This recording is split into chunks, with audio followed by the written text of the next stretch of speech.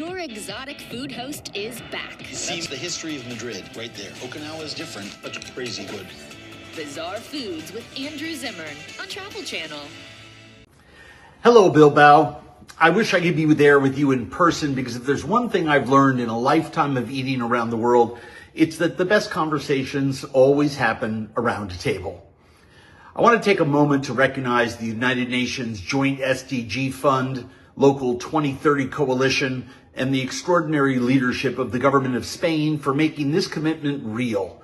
Spain has put its resources, political will, and credibility behind the most important agenda of our time, and that is real leadership. Reaching the furthest behind is a moral obligation, and it requires us to go to those places physically and politically, with resources and with respect, saying, we see you, your work matters, and we are here to walk alongside you. To the people in the room, the UN country teams, the government partners, the organizations and individuals who spend their days navigating complexity and building trust in communities that the world has too often overlooked, what you are doing is absolutely extraordinary. You are the ones who actually show up, who stay, and keep pushing, even when the path isn't always clear. And we all know that's oftentimes the case. That kind of commitment doesn't make headlines, but it changes lives, and it's the most powerful force that there is in this kind of work. And that brings me to something I feel deeply for: food and storytelling. You cannot move people to act on what they cannot feel. Full stop.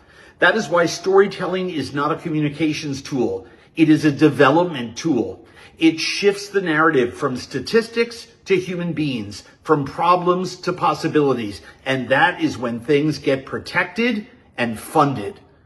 When you tell the story of a woman seaweed farmer in Zanzibar, or the olive oil farmer in Jordan, who are now able to feed their communities through climate-smart agriculture, where children go to school fed and ready to learn, families have clean water and electricity in their homes, women have economic opportunity and a voice in their communities, you're not just sharing information, you are building political will.